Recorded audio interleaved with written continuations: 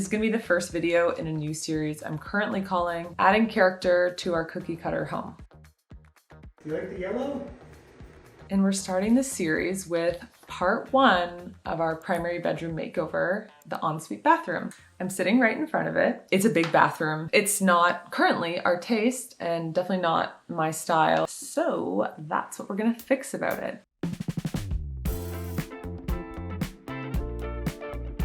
So here are the things that I want to address. Because of the size of the bathroom and the ceiling height being, I think, around 9 feet, it doesn't feel warm, cozy, or an inviting space to be in at all. It echoes, nothing about it feels that cozy. So that is one thing I would like to fix. It's currently beige. There's not a lot of personality going on with that. It also leans kind of farmhouse, which is not my style, especially for a newer home that is not a farmhouse. It's just kind of like a builder grade favorite these days. Nothing wrong with that, it's just not my taste. So the floors are kind of cold. It's a large tile floor area. Speaking of a large tile floor area, it's very bold, the pattern on the tile. Again, leaning farmhouse. In a parallel world, I might have designed a bathroom exactly the way that I want, with heated floors, a blue toilet, because I think those are so sweet.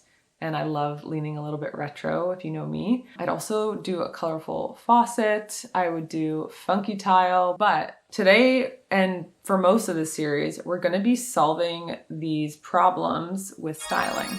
Solving with styling. And so what that looks like is turning to paint, hardware, fixtures, lighting, window coverings, art, and accessories to really make it feel like our own without throwing out really good things that can otherwise be sort of reused or repurposed. Before we dive in, I'm gonna give you a sneak peek because I'm currently sitting in front of the bathroom door. You'll see some very fabulous and exciting wallpaper that reminds me of the 70s. And I think it really helps balance the really black and white bold tile in the bathroom.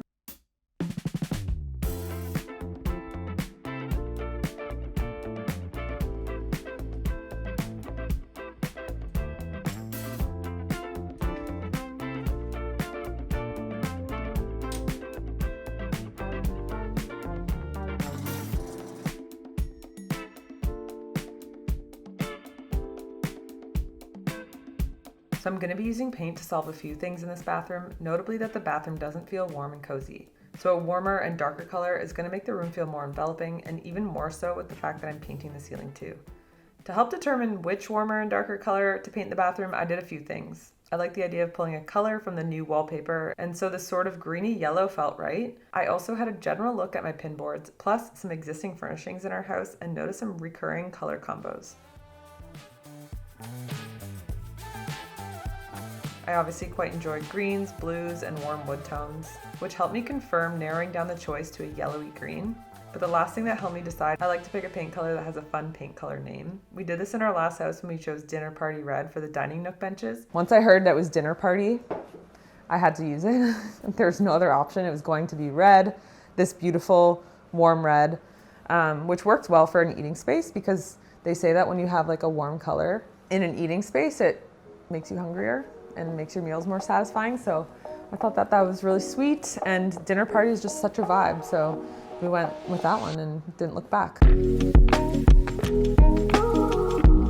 There's something about a fun paint color name that adds a lot to a room from an energetic perspective. So I ordered some larger paint color samples and landed on an almost sulfur-like green called Sombrero. Sombrero felt fun and playful as a name, and it also felt like it played well with this cowboy boot vase that I was planning to use as a toothbrush holder. So at this point, these two things are basically informing the soft theme of the bathroom, and now everything is coming together.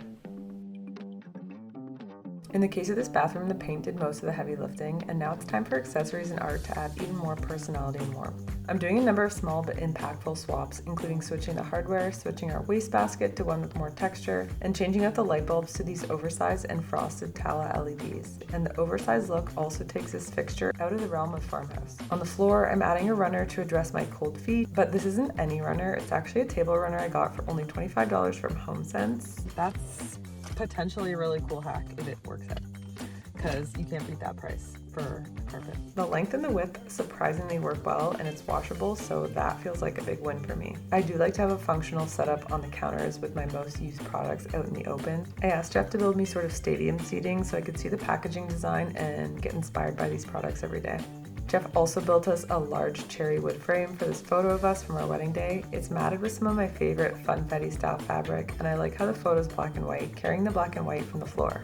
I love this print as a focal point, especially from the view entering the bathroom and looking through the other side of our closet. And speaking of fabric, this one final touch really helps with a sense of coziness. I came across some inspiration where people flank their bathtub with curtains, and even though we have a separate shower, I like this idea to sort of cocoon the bathtub, making it more like a nook and separating it from the view of the toilet. It's now a cozy and welcoming space, just waiting for a book and a bubble bath.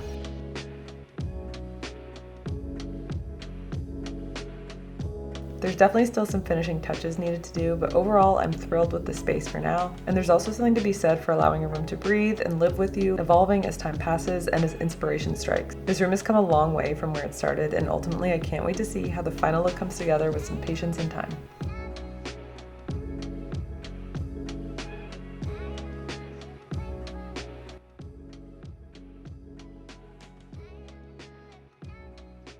So that is our bathroom makeover. It's actually interesting because in our old house that we just left, the same bold tile was on the bathroom there, and I used wallpaper to sort of balance out the feeling of the tile in our powder bathroom, and I'm using it again here in the vestibule for the walk-in closets. Like I said, this video is part 1 of our primary bedroom makeover.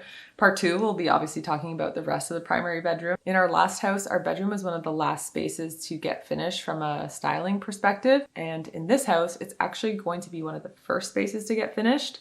Jeff has built us so much furniture over the years, but most of that furniture in the last place were built-ins. Beautiful dining nook, the mudroom benches, so many beautiful things, but that meant when we moved, we couldn't bring them with us. And then one of the only spaces in the house that it was mostly furniture that Jeff built was our bedroom. So that is why the bedroom's getting finished first. You'll have to stay tuned for part 2 of the bedroom makeover. It's really coming together. This is a sneak peek of sort of the tone of the room, and I'm really excited to show you, so we'll see you then. Bye for now.